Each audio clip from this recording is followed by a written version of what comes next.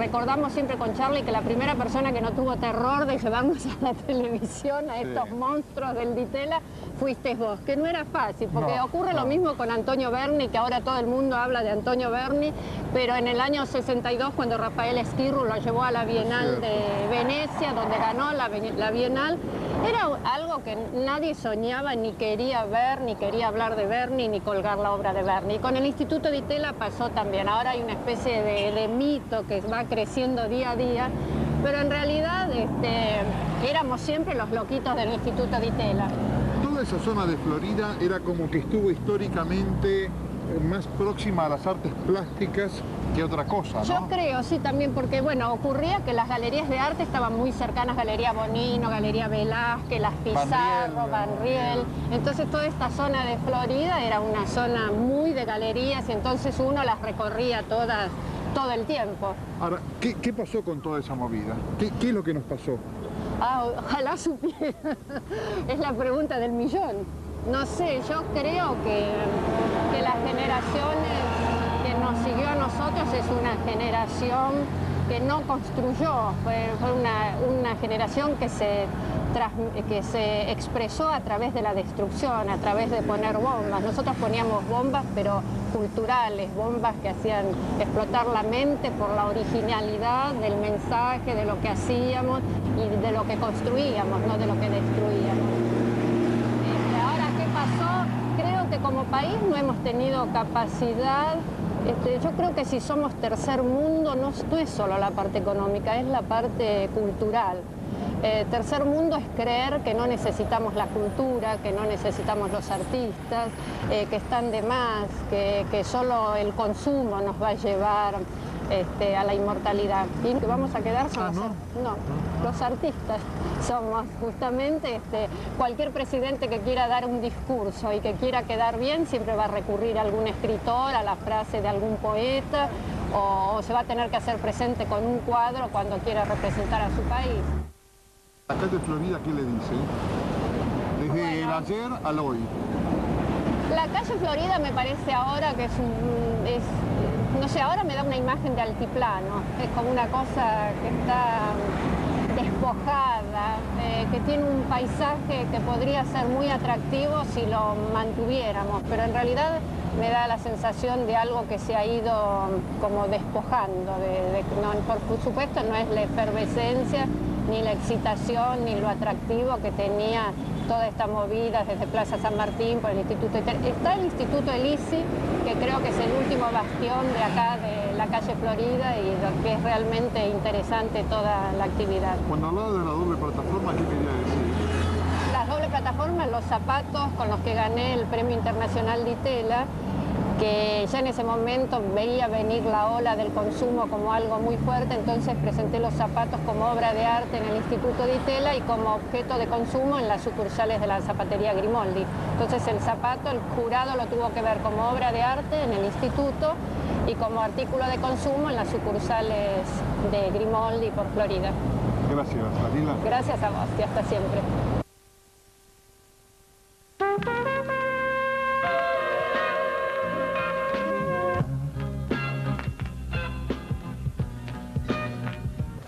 Es que ahora el correo, iba a decir los buzones, el correo va a estar a cargo de un nuevo grupo empresario que encabeza el grupo Macri.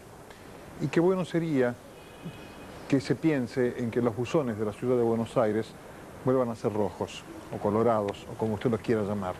En un afán de modernismo, quizás inconsulto, sin consultar con los vecinos, los buzones se pintaron de azul. Y esto es como demoler el Obelisco o demoler el Teatro Colón en aras de un modernismo, o demoler la Avenida de Mayo. Es tiempo de reflexionar que hay una memoria. Yo pienso que mi bisabuelo, mi abuelo, yo, mis hijos y mis nietos, casi ahí mis nietos, han visto los buzones color rojo.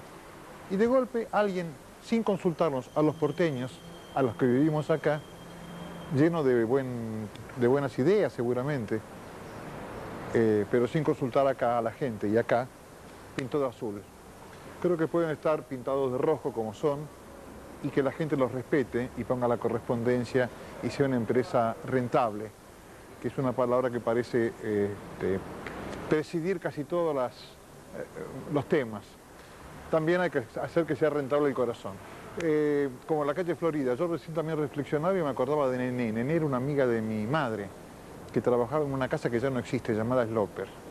Y me acordaba, esta es la memoria colectiva. Y los hijos de Nené son profesionales y el mundo mantiene. Y la calle Florida de Buenos Aires, desde Juan de Garay hasta hoy, sigue siendo esta calle Florida.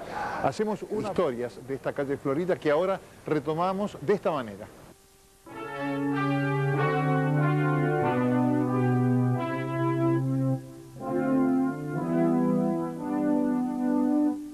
¿Quién fue exactamente esta nuestra Mariquita Sánchez de Thompson, María? Fue una mujer muy porteña, muy argentina y muy universal. Una mujer que fue testigo, pero que fue protagonista de la historia de nuestro país desde antes que fuéramos independientes. Es decir, ella fue una mujer, una jovencita de la vanguardia en la época en que concluye el virreinato. Una de las protagonistas de los cambios sociales y políticos. Fue una mujer de la generación de Mayo, fue una destacada personalidad de la época rivadaviana, fue alguien de ese difícil periodo de las guerras civiles y fue una personalidad de la generación del 37.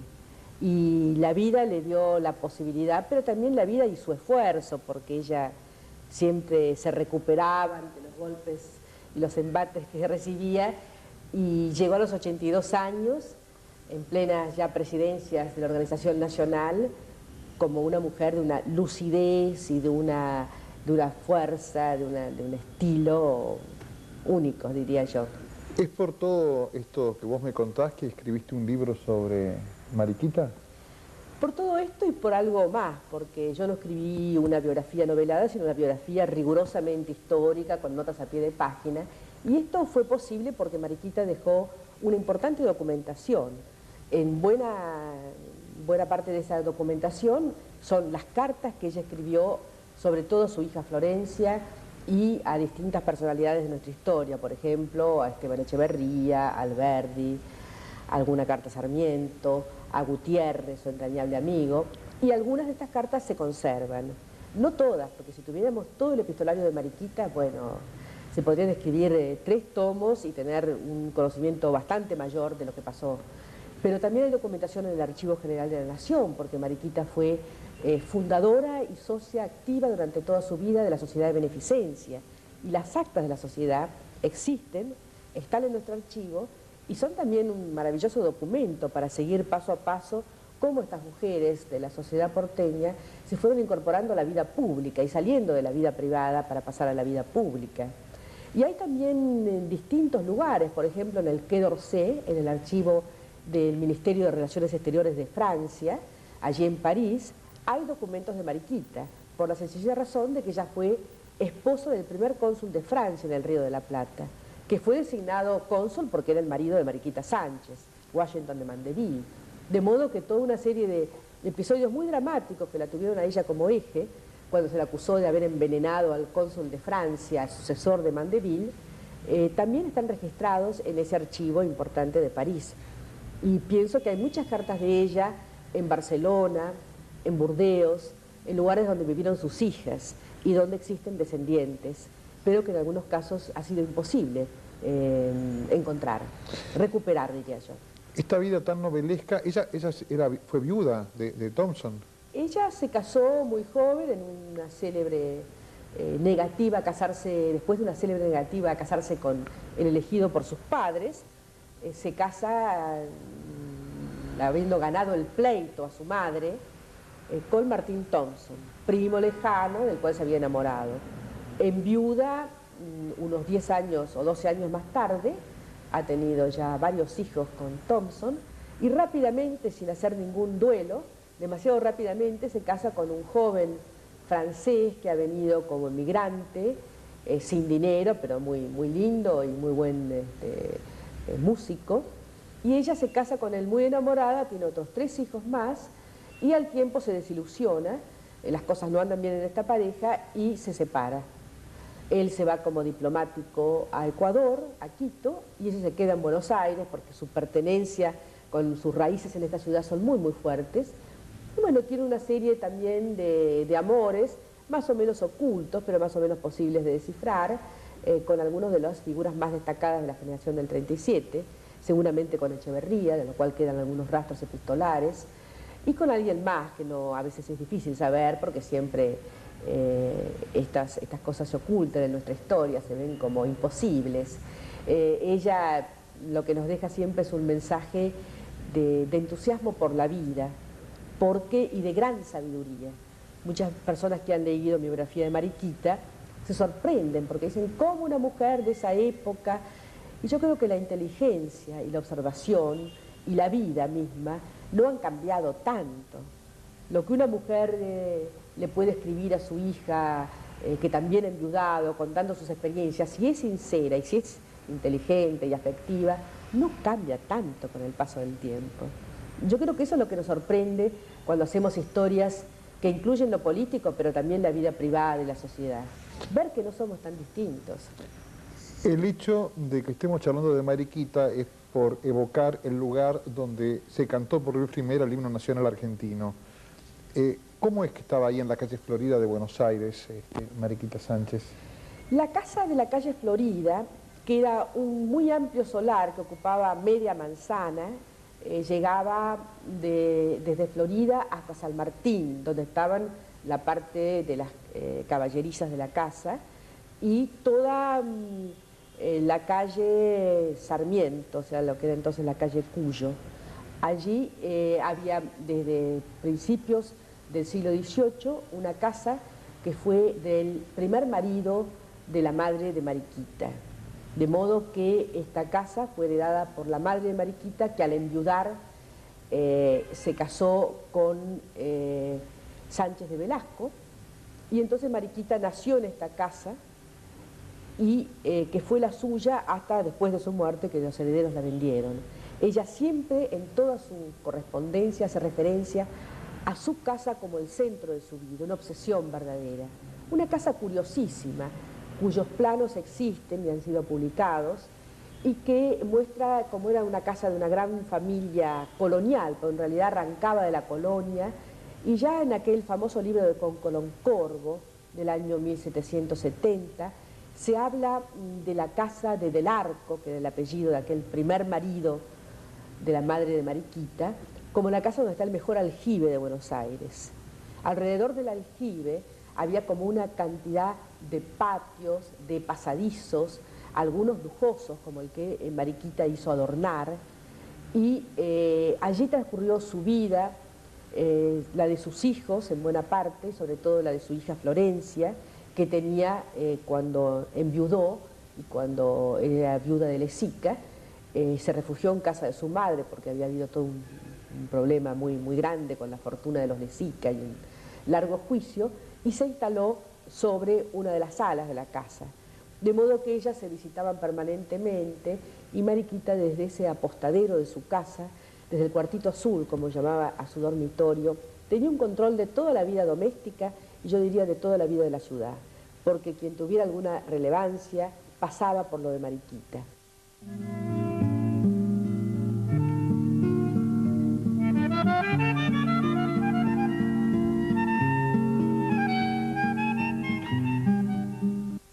Yo leía que Cortázar en un cuento decía que entrar por esta galería se entraba por la calle Florida y se entraba a París. El Abdullah Club, este lugar, ¿cómo lo tenés registrado? Como un lugar señero dentro de la noche de Buenos Aires, que era para una poca gente, ¿no? La que podía acceder a estos lugares, un lugar de gran elegancia, hecho con una decoración que también era cara a los decoradores parisieses. Toda la influencia oriental y africana, bueno, está en la gran pintura de los pintores franceses, especialmente de la época, y de los arquitectos y decoradores, y como Buenos Aires ambicionaba desde ciertos puntos de poder ser la París de América del Sur, entonces había estos lugares en una calle en un sentimiento porque no es una calle Florida, tan especial como es la calle Florida, que antiguamente se llamó Empedrado, porque traían los adoquines de Colonia, porque no había cristalino en Buenos Aires y en el Uruguay sí. Entonces traían los adoquines y fue la primera calle empedrada y por eso se llamó Empedrada, la única empedrada. De ahí que la famosa rima de fango y tango sea cierta, porque eran calles fangosas y esta es la única calle no fangosa. Después se llamó calle Florida por el recuerdo de la batalla en lo que hoy es Bolivia, y estos lugares eran, junto con todo el fasto de la Galería Güemes, los lugares de vanguardia en la elegancia y de vanguardia en el tango también. Por eso Cobian y su grupo de artistas o músicos o amigos eran los habitués de esta casa. Claro,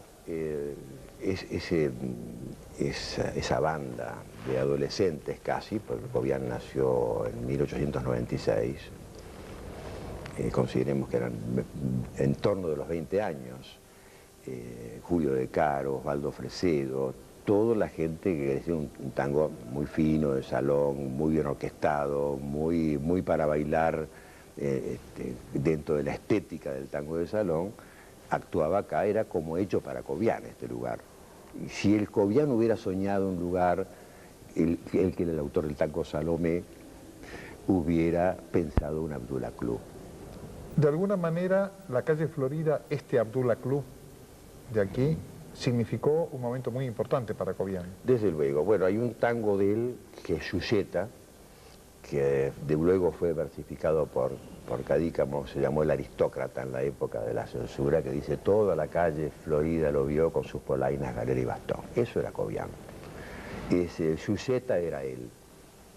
Era un hombre muy nocturno, muy de los amigos, muy mujeriego, con una excelente pinta, un hombre alto, peinado a la gomina con un bigotito de petimetre, un inspirado continuo, porque él muchas veces hacía improvisaciones de las que salían sus grandes obras, sus grandes melodías, ¿no? Y el ámbito del Abdullah Club